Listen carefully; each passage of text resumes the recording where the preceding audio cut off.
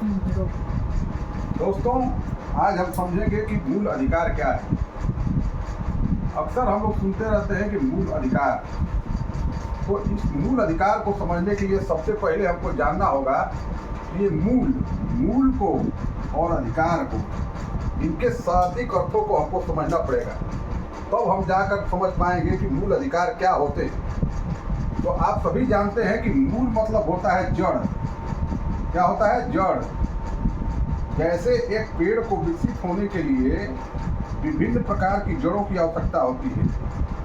जो साइंस के स्टूडेंट होंगे वो जानते होंगे कि जड़ें कितने प्रकार की होती हैं।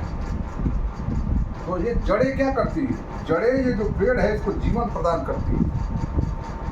ये इसको भोजन प्रदान करती है, जल प्रदान करती है और इस प्रकार इस पेड़ को जीवन प्रदान करती है। इसी प्रकार ये मूल अधिकार मतलब राइट, जो हमको संविधान द्वारा दिया गया है उसको हम कहते हैं मूल अधिकार। तो हमारे संविधान में मूल अधिकार का मतलब है कि वो अधिकार किसी भी देश के संविधान द्वारा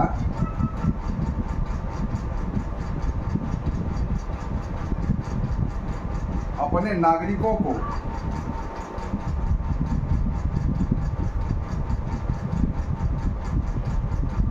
दिए गए वो अधिकार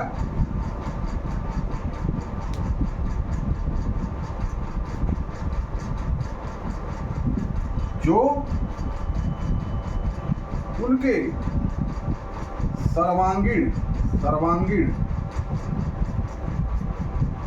विकास के लिए अनिवार्य है।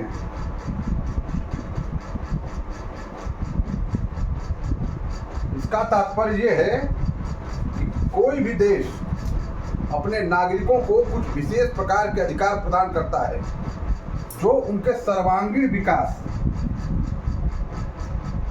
चौमुखी विकास के लिए वो उसको संबल प्रदान करते हैं। उसके विकास के बहुत बड़े कारक होते हैं। ठीक इसी प्रकार अब ये जो मूल अधिकार है या केवल देश के, किसी भी देश के नागरिकों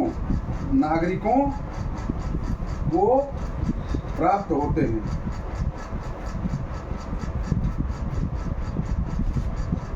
हमारे संविधान में यह व्यवस्था है कि कुछ ऐसे मूल अधिकार हैं जो केवल देश के नागरिकों को प्राप्त हैं और कुछ ऐसे मूल अधिकार हैं जो नागरिकों और गैर नागरिकों को भी प्राप्त हैं।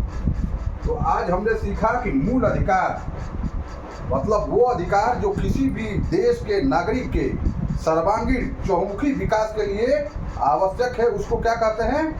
मूल अधिकार।